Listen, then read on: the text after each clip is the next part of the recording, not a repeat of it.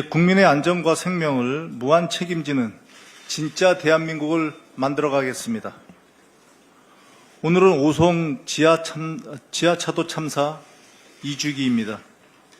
14분 희생자의 명복을 빌며 유가족 여러분께 깊은 위로의 말씀을 전합니다. 오송 참사는 불가항력의 자연재해가 아니라고 무책임한 대응이 초래한 전형적인 인재입니다. 윤석열 정권 3년 동안 인재와 참사가 계속해서 일어났습니다.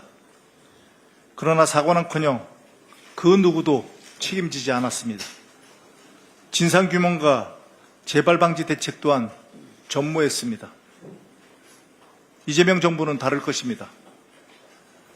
이재명 대통령님은 취임식에서 오송 참사의 진상을 명확하게 규명하겠다고 밝히셨습니다. 어제는 대통령님께서 오송 참사의 현장을 직접 방문하셔서 새롭게 마련된 안전장치를 점검하셨습니다.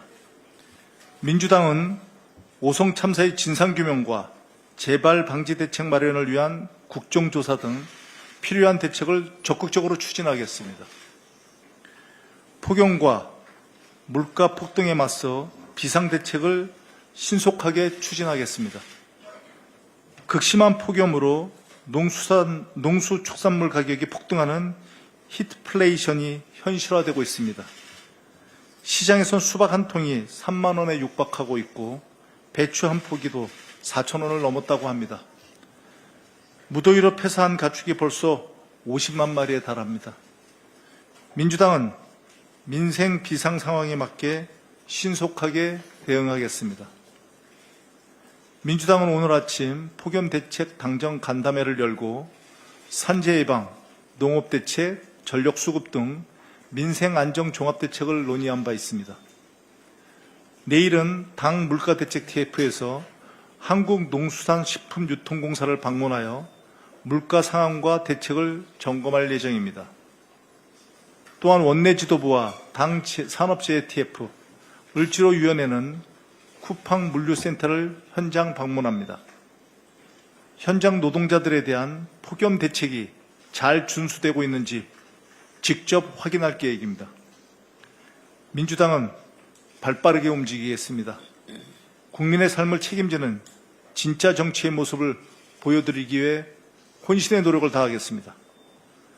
민주당과 정부는 철저하고 비상한 폭염, 물가 대책을 마련해서 국민의 안전과 민생 경제를 철동같이 지켜나가겠습니다. 생산적인 인사청문회를 만들어 가겠습니다. 어제 청문회 첫날 국민의힘은 비방과 인신공격, 반대를 위한 반대로 일관했습니다. 안타깝고 유감입니다. 몇 명을 낙마시키냐가 어떻게 인사청문회 목표가 될 수 있는지 현행 인사청문 제도에 대한 회의감마저 듭니다. 오늘부터라도 부디 상식적이고 생산적인 인사청문회가 될 수 있도록 국민의힘에 협조를 당부합니다. 민주당은 국민께서 바라시는 미래에 대한 기대가 만들어지는 청문회를 만들어 가겠습니다. 이상입니다. 네, 이어서 진성준 정책위 의장님 발언하겠습니다. 네, 의정 갈등 17개월 만에 마침내 의대생들이 학업 현장으로 복귀를 선언했습니다. 무너져버린 신뢰관계의 회복이 시작되었다는 점에서 의미가 크다고 생각합니다. 조속한 교육 정상화의 첫걸음이 되기를 기대합니다. 그렇지만 의대생들이 복귀한 이후에도 과제는 남아 있습니다. 무엇보다도 교육 과정이 크게 축소되는 게 아니냐 하는 우려가 있습니다. 교육 당국이 수업 일수가 부족하다거나 또는 교육의 수준과 질이 떨어졌다거나 하는 이런 우려가 나오지 않도록 보충 수업 계획을 철저하게 수립해 주시기를 당부드립니다. 또 그 과정에서 이미 진즉 복귀해서 성실하게 수업을 듣고 있는 학생들에게 역차별이 발생하거나 형평성에 어긋나는 그런 일도 없어야 할 것입니다. 전공의들은 아직 현장에 복귀하지 않고 있습니다. 이들과의 대화를 통해서 의료 공백 해소를 위해서 지속적으로 노력해야 하겠습니다. 저희 민주당 역시 완전한 의료 정상화를 위해서 최선의 노력을 다하겠습니다. 필수, 공공, 지역의료 강화 대책, 환자 안전 강화와 신뢰 회복, 의대 교육과 수련 환경 개선 등 의료 개혁을 위해서 필수 불가결한 과제들이 우리 앞에 놓여 있습니다. 이 과제들을 적극 논의하고 추진할 수 있는 실효성 있는 계획이 조속히 마련되어야 하겠습니다. 의대생들의 복귀는 그 시작입니다. 사회적 대화와 조정의 장을 마련하고 다시는 이와 같은 의료 갈등 사태, 의료 공백 사태가 발생하지 않도록 당과 정부가 함께 챙겨 나가겠습니다. 이재명 정부 출범 이후 코스피의 상승 랠리가 이어지고 있습니다. 3년 10개월 만에 코스피 지수가 3,200을 돌파했습니다. 그러자 글로벌 투자은행들은 한국 증시를 주목해야 한다고 하고 있습니다. JP 모건은 한국의 기업 지배구조 개혁이 탄력을 받을 경우 코스피 지수는 향후 2년 내에 5,000에 이를 수 있다, 이렇게 전망했습니다. 맥쿼리도 이번 상승 랠리는 단기적인 경기 회복이 아니라 10년짜리 구조적 성장이 예상된다. 코스피 4,000 도달은 정점이 아니라 시작이다, 이렇게 평가했습니다. 우리 한국 증시의 훈풍이 지속되기 위해서는 기업의 지배구조 개선, 기업 지배구조 개혁이 반드시 전제되어야 한다라고 하는 점을 또다시 보여준 것이라고 생각합니다.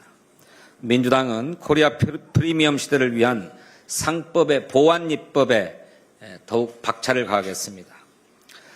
지난 11일 국회 법제사법위원회에 상법 관련 공청회가 있었습니다. 이 공청회를 통해서 집중투표제를 의무화하고 또 감사위원도 분리선출해야 된다는 필요성을 확인했습니다. 잘 아시는 것처럼 집중투표제는 이미 상법에 규정되어 있습니다. 그런데 그것을 회사의 정관으로 실시하지 않을 수 있도록 해놓고 있는 거예요.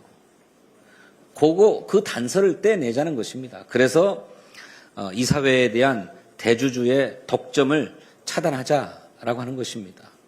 기업 지배구조를 선진화하기 위한 조치입니다. 또 감사위원회 분리선출 확대도 마찬가지입니다. 감사는 말 그대로 경영진을 감시하라고 있는 조직 아닙니까? 그런데 이것이 대주주, 지배주주에 의해서 다 장악되어 버린다면 제대로 감시할 수 있겠습니까? 그러니 분리선출하는 감사위원을 1명에서 2명으로는 확대하자라고 하는 것이 이번 상법 개정, 2차 개정의 핵심입니다. 더 이상은 대주주만의 이익을 위해서 일반 주주, 소액주주의 이익이 희생되어서는 안 됩니다. 기울어진 운동장을 바로잡기 위해서는 이 두 가지 제도가 필수적입니다. 민주당은 상법에 대한 보완 입법 2차 개정도 조속하게 추진하겠습니다. 오늘은 오송 지하차도 참사 2주기인데 앞서 원내대표께서 명복과 위로의 말씀을 드렸습니다만 김영환 충북도지사가 자신이 선포한 2주간의 추모 기간에 술자리를 가졌다고 합니다. 충청북도는 7일부터 15일까지를 추모 주간으로 설정했어요. 그리고 전 직원 음주 자제령을 내렸습니다. 그런데 그 자제령을 내린 당사자는 김영환 지사는 충북 청주시 의회 의장 또 청주시 의원들과 함께 술자리를 가졌다고 하는 것입니다. 오송 참사 예방과 대응에 무능했던 국민의힘이 추모 주간에 마저 국민을 기만하고 나선 것입니다. 유가족과 국민을 기만한 김영환 지사의 책임 있는 태도와 맹성을 촉구합니다. 감사합니다. 네, 저도 한 말씀 드리겠습니다. 네, 오늘은 14명의 사망자가 발생하고 16명이 다친 오송 참사 2주기입니다. 희생자분들의 명복을 빌며 유가족과 생존자들께 깊은 위로의 말씀 드립니다. 오송 참사는 명백한 인재였습니다. 하천 조명 허가도 없이 기존 제방을 무단으로 절개하고 법적 기준보다 3m 이상 낮은 부실한 임시 제방을 급조한 결과였습니다. 홍수 경보가 발령되었음에도 방치한 총체적 부실이 낳은 사회적 대참사였습니다. 그러나 윤석열 정부는 진상규명은커녕 최종 책임자인 충북도지사를 불기소하며 면죄부를 줬습니다. 참사 책임을 현장 실무자에게 떠넘겨 꼬리 자르기로 수사를 마무리했습니다. 특히 누구보다 참사를 애도해야 할 충북도지사는 직원들에게 음주 회식을 자제하라고 지시하고도 버젓이 자신은 술을 마신 사진이 공개됐습니다. 말로만 애대하는 행태에 깊은 분노를 느낍니다. 오늘 16일에는 유가족협회와 대통령 면담이 예정되어 있습니다. 유가족이 소망하는 철저한 진상조사와 책임자 처벌이 이루어질 수 있도록 최선의 노력을 다하겠습니다. 2년 전 멈춘 유가족 시계가 다시 움직이기를 기대합니다. 한편 윤석열 전 대통령이 특검 소환에 불응했습니다. 서울구치소 수용실에서 나가기를 거부하며 강제 구인에도 응하지 않았습니다. 이번이 몇 번째 불응인지 세기도 어렵습니다. 특검은 오늘 오후 2시 재차 강제 구인을 시도할 예정입니다. 구속영장이 집행된 피의자에 대한 출정 조사는 형사사법 절차상 지극히 당연한 일입니다. 피의자의 의사에 따라 좌우되는 게 아닙니다. 전두환, 노태우, 이명박, 박근혜 전 대통령도 이렇게 사법 시스템을 무시하거나 조롱하지 않았습니다. 왜 윤석열 전 대통령이 최악의 지도자로 평가받는지 단적으로 드러나는 대목입니다. 이처럼 만화무인이고 후한무치하니 자신의 신복이었던 김성훈 전 경호처 1차장이나 김태호 전 국가안보실 1차장마저 등을 돌리는 게 아니겠습니까? 한때 대한민국 국가원수로서 최소한의 품위를 지켜주십시오. 이상입니다. 이어서 허영 정책수석님의 발언이 있겠습니다. 네, 춘천 철원 화천 양구갑 출신 정책수석 허영입니다. 감사원이 무너뜨린 건 국가 시스템뿐만 아닙니다. 공직자의 영혼마저 철저히 짓밟았습니다. 감사원이 벌인 통계조작 감사는 특별조사국까지 투입된 명백한 표적감사이자 정치감사입니다. 감사원은 국토교통부 실무자들을 조사실로 불러내 새벽까지 조사를 반복하고 서로의 진술이 들리도록 하며 심리적 압박을 가했습니다. 카카오톡 사적 대화를 주요 증거로 하며 조작의 딱지를 붙였습니다. 변호인 동석이나 해당 해명 기회는 없었습니다. 검찰 역시 다르지 않았습니다. 검찰은 윤성원 전 국토교통부 차관이 주택도시 비서관으로 일하던 2018년 통계 조작을 지시했다지만 해당 날짜에 그는 자리에 없었던 것이 확인됐습니다. 본인이 수사 단계에서 해명했음에도 검찰은 이를 무시하고 기소했습니다. 감사원이 무너뜨린 건 공직자의 양심과 조직 전체의 자부심이었습니다. 국토부 내부에선 휴대폰을 매년 바꿔야 한다. 차라리 해임되는 게 낫겠다 하며 자조마저 떠들며 이제는 무사한 일이 최고의 생존 전략이 되어버렸습니다. 이재명 대통령께서는 국민이 원하면 귀찮아도 응답하라. 부당하지 않으면 들어줘야 한다고 강조했습니다. 이는 명백한 적극 행정의 지시이자 국민 중심 행정의 철학입니다. 하지만 감사원은 이를 틀어막는 가장 강력한 벽이 되었습니다. 공포로 행정을 마비시키는 무도한 행태, 이제 바로잡아야 합니다. 정부는 감사원의 권한 남용, 정치감사, 절차 없는 괴롭힘 감사를 방지할 제도적 개혁과 공직자 보호 장치를 시급히 마련해야 합니다. 국회도 충실히 뒷받침하겠습니다. 감사원이 감사한 것은 정책의 진실이 아니었습니다. 정권의 기분이었습니다. 검찰개혁과 사법개혁에 가려진 감사원 개혁, 민주당은 속도를 내겠습니다. 어제 김건희 특검팀은 양평고속도로 종점 변경 의혹과 관련해 허위 공문서 작성 등 사건의 증거 수집을 위해 국토부와 당시 용역업체 2곳 등 10여 곳에 대한 압수수색을 진행했습니다. 결론부터 말씀드리면 서울 양평고속도로를 둘러싼 각종 특혜 의혹에 특검은 그 진상이 철저하게 규명해야 합니다. 잘 알려진 바대로 양평고속도로 종점 변경 의혹은 김 여사 일가가 보유한 토지 가격 상승을 위해 국토부가 나서서 고속도로의 노선 종점을 기존 경기도 양평군 양서면에서 강산면으로 변경했다라고 하는 의혹입니다.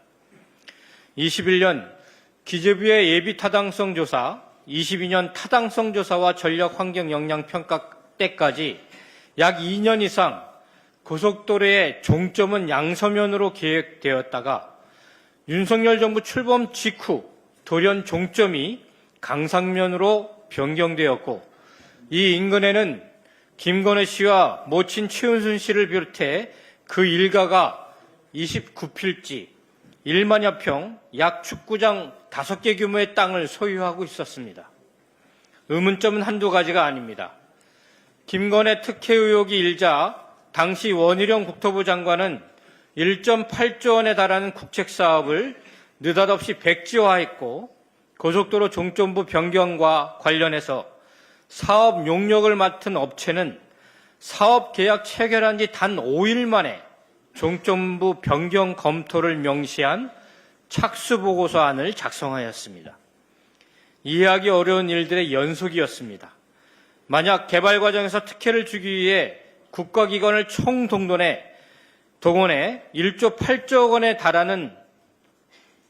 원에 달하는 서울 양평고속도로 노선을 바꾸고자 한 것이 사실이라고 하면 이는 매우 심각한 국기문란 사건에 해당됩니다. 윤석열 정권 하에서는 각종 의혹 제기에 대해 초지일관 모르쇠로 일관했습니다.